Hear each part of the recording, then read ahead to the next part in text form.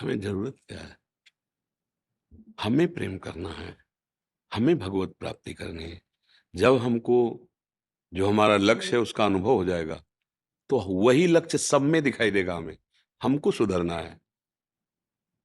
जैसे हम आपके पास बैठे हैं, तो अपने भाव से बैठे हैं। मेरे प्रभु मेरे सामने इन रूपों में आकर प्रश्न करके हमें सौभाग्य देते हैं अपनी चर्चा करने का, अपने सिद्धांतों के वर्णन करने का। हम आपके उद्धार के लिए नहीं बैठे हैं, आपको प्रसन्न करने के लिए बैठे हैं। आप कौन हैं? हमारे आराध्य देव हैं सब में। आप अभी गाली दे लें, ना माने, हम हाथ जोड़ेंगे। जैसी लीला करो हो तो हमारे प्रीतम ही, आप जानो आपका कार्य जाने। अब हम ये सोचे कि हम जगत का परिवर्तन कर दें, नहीं होगा। हम तो उनके एक तुच्छ दास हैं। वो स्वयं अवतरित हुए हैं, अवतार हुए ना भगवान के। क्या सब परिवर्तन हो गया था क्या? नहीं। हाँ, जिसने माना उसका परिवर्तन हुआ। भगवान स्वयं उपदेश कर रहे हैं दुर्योधन को, बिल्कुल परिवर्तन नहीं हुआ, क्योंकि मानता ही नहीं था। समझ रहे ना? भगवान अपने विराट रूप का दर्शन कराया सभा में, जब वो बंदी बनाना चाहता था, तो भीष्म जी ये सब परमानंद को प्राप्त हो रहे हैं, और वो कह रहा है तुम्हारी माया है, तुम्हारा जाल जो हमारे ऊपर चलने वाला नहीं। विराट रूप भी उसको कोई फर्क नहीं पड़ रहा है। आप समझो, भगवान भी अवतरित हुए तो उन्हीं का सुधार हुआ जिन्होंने माना। जो नहीं माने वो नहीं सुधरे, चाहे घर में ही क्यों ना हो। भैया, हमें अपना हृदय भगवान को समर्पित करना है। अब आपके पास कोई आता है और आपसे प्रश्न करता है कि आप जिस आनंद में मगन हो मैं भी आनंद हूं, अब उठा मत रखो, उसको उपदेश कर दो जो जहां है। देखो, सच्चाई बात समझना, चाहे वो किसी धर्म का आश्रय लिए हो, वो मेरे ही भगवान को मान रहा है, मुझे इसमें संशय नहीं। जो नाम लो, जो रूप, अंग्रेजी से बोलो, उर्दू से बोलो, सब भाषाएं उसी की, सब रूप उसी के, सब नाम उसी के। अगर उसके सिद्धांत से चलोगे तो सुखी हो जाओगे, मंगल हो जाएगा। अगर उसके सिद्धांत को नहीं समझ पाओगे, कुछ नहीं मिलेगा, दुर्गति होगी। गाल में तुम चंदन लगा दो और हाथ में गड़ासा चला दो तो हमारी छाती ठंडी होगी क्या? तो मेरे विश्व रूप भगवान का पूरा ये अंग है। चाहे वो अंग्रेजी से बोले, उर्दू से बोले, संस्कृत से बोले, हिंदी से बोले, मलयालम, कोई भी भाषा से बोले, सब भाषाएं उसी की, सब रूप उसी के। हमको तो इतना समझ आया है, झगड़े की या अश्रद्धा की कहीं कोई गुंजाइश नहीं है। कहीं रजोगुणी लीला, कहीं तमोगुणी लीला, कहीं सतोगुणी लीला।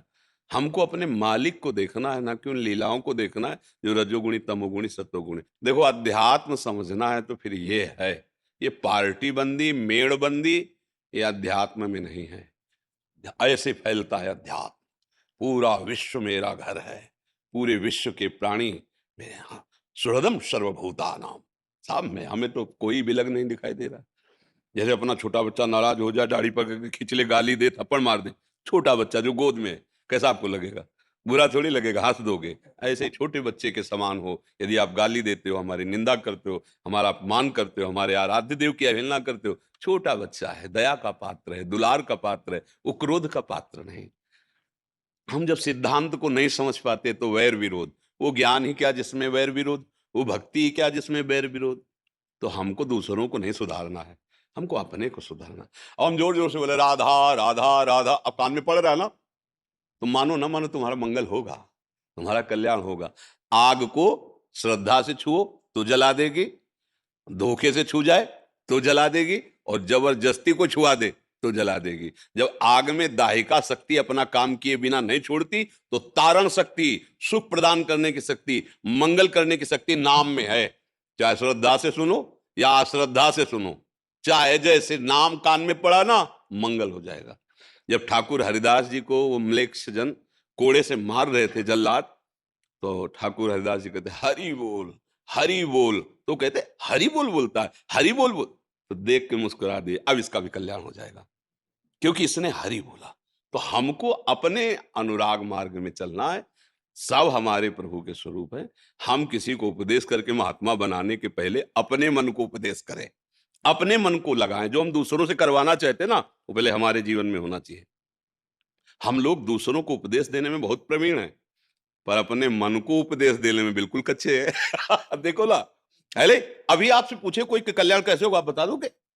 लेकिन अपने मन को उस मार्ग में चलाने में अभी कच्चे हो। तो सच्चा ज्ञान वही है जो अपने मन को चेला बना ले, अपने मन को श्रोता बना ले और सत्संग से सुनी हुई बात उसको सुनावे और उसको लाइन में चलावे। हम लोग दूसरों को चलाना चाहते हैं और अपने मन के गुलाम हैं, कुछ हाथ नहीं लगेगा। तो भैया सुधरो, स्वयं सुधरो। स्वयं जब पुष्प में पराग आ जाता है तो भौरे मड़राने लगते हैं। भौरों के लिए निमंत्रण कार्ड नहीं भेजा जाता। जब आप में राधा नाम का प्रभाव जागृत होगा ना, तो स्वयं लोग लुभायमान हो जाएंगे। कैसे तुम्हें ऐसी शांति स्थिति रहती है, कैसे तुम मुस्कुराते रहते हो, क्या रहस्य है? बोलो राधा राधा, तब उसकी समझ में आएगा।